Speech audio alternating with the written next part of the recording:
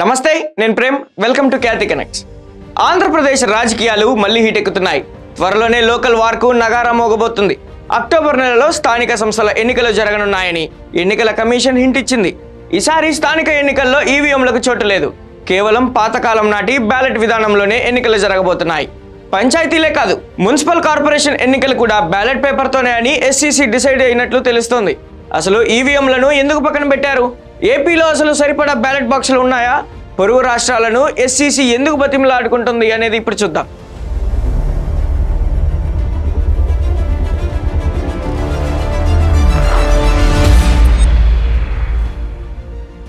గతంలో ఎస్ఈసీగా నీలం సాన్హి ఉన్న సమయంలోనే మున్సిపల్, జెడ్పీటీసీ, ఎంపీటీసీ ఎన్నికలను ఈవీఎంలతో నిర్వహించాలని ఒక భారీ ప్రతిపాదన సిద్ధం చేశారు. కానీ దానికి అయ్యే ఖర్చు 900 కోట్ల రూపాయలుగా అంచనా వేశారు. పైగా ఏకకాలంలో రాష్ట్ర వ్యాప్తంగా ఎన్నికలు నిర్వహించాలంటే ఏకంగా 1,50,00,000 ఈవీఎంలు అవసరం ఉంటుందని ప్రతిపాదనలు సిద్ధం చేశారు. అంత బడ్జెట్ భరించే స్థితిలో ప్రభుత్వం లేకపోవడంతో ఆ ఫైల్ను అటకెక్కించారు. ఇప్పుడు ప్రస్తుత ఎస్ఈసీ అనిల్ చంద్ర కూడా అదే నిర్ణయానికి వచ్చారు. ఈవీఎంల కంటే బ్యాలెట్ విధానమే బెటర్ అని ఫిక్స్ అయ్యారు. బ్యాలెట్ విధానం అయితే ఫిక్స్ అయిపోయారు సరే, కానీ ఇక్కడే ఎస్సీసీకి ఏపీ ప్రభుత్వానికి ఒక అతిపెద్ద తలనొప్పి పడి వచ్చింది. అదేంటంటే ఓట్లు వేయడానికి అసలు రాష్ట్రంలో సరిపడా బ్యాలెట్ బాక్సులు లేవు. అధికారుల లెక్కల ప్రకారం ప్రస్తుతం రాష్ట్రంలో చిన్నవి పెద్దవి కలిపి సుమారు 1.10 లక్షల బ్యాలెట్ బాక్సులు అందుబాటులో ఉన్నాయి. కానీ అందులో సగానికి పైగా తుప్పు పట్టిపోయి పనికిరాని స్థితిలో ఉన్నాయని తేలింది. ఫైనల్ గా చూస్తే వినియోగానికి పనికొచ్చేవి కేవలం 50,000 లోపేనని అధికారులు కుండబద్దలు కొట్టారు. స్థానిక ఎన్నికల నిర్వహణకు 1,50,000 బాక్సులు కావాలి. మన దగ్గర ఉన్నవి కేవలం 50,000. మరి మిగిలిన 1,00,000 బాక్సులు ఎక్కడి నుంచి తేవాలి?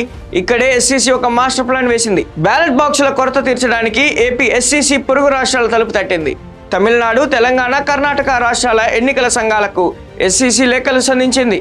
ఒక్కో రాష్ట్రం నుంచి కనీసం 50,000 బ్యాలెట్ బాక్సుల చొప్పున మొత్తం 1,50,000 బాక్సులు అప్పుగా ఇవ్వాలని ఆ లేఖలో కోరినట్లు సమాచారం. తెలంగాణలో జీహెచ్ఎంసీ ఎన్నికల హడావిడి నడుస్తుంది. కర్ణాటకలో కూడా త్వరలో స్థానిక సంస్థల ఎన్నికలు జరగబోతున్నాయి. ఇక తమిళనాడులో కూడా లోకల్ బాడీ ఎన్నికలపై సర్కార్ ఫోకస్ పెట్టింది. వాళ్ళకే బాక్సులు అవసరమైన ఈ టైంలో ఏపీకి ఎస్సీసీలు హెల్ప్ చేస్తాయా అన్నది ఇప్పుడు $1 మిలియన్ ప్రశ్నగా మారింది. ఒకవేళ వాళ్ళు హ్యాండ్ ఇస్తే ఏపీలో ఎన్నికలు ఎలా జరుగుతాయి? అడ్డంకులు ఎన్ని ఉన్నా కూటమి ప్రభుత్వం మాత్రం లోకల్ ఫైట్ కు కాలు దూవుతుంది. మంత్రి పవన్ కళ్యాణ్, సీఎం చంద్రబాబు నాయుడు ఇప్పటికే స్థానిక సమరానికి క్యాడర్ను సిద్ధం చేస్తున్నారు. ఎస్సీసీ కూడా జిల్లాల కలెక్టర్లకు అలర్ట్ మెసేజ్ పంపేసింది.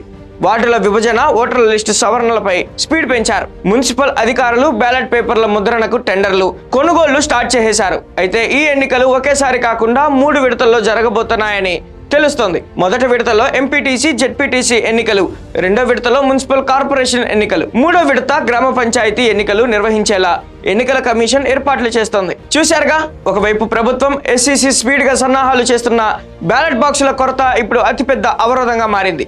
పొరుగు రాష్ట్రాల నుంచి 50,000 బాక్సుల చొప్పున ఏపీకి ఎప్పుడు చేరుకుంటాయి? ఒకవేళ ఆ రాష్ట్రాలు నో చెప్తే ఎస్సీసీ దగ్గర ఉన్న ప్లాన్ బి ఏంటి? మళ్ళీ బ్యాలెట్ విధానంతో ఏపీలో పోలింగ్ ఎంత పారదర్శకంగా జరగబోతుంది? ఈ ప్రశ్నలన్నింటికీ సమాధానం దొరకాలంటే సెప్టెంబర్ దాకా ఆగాల్సిందే.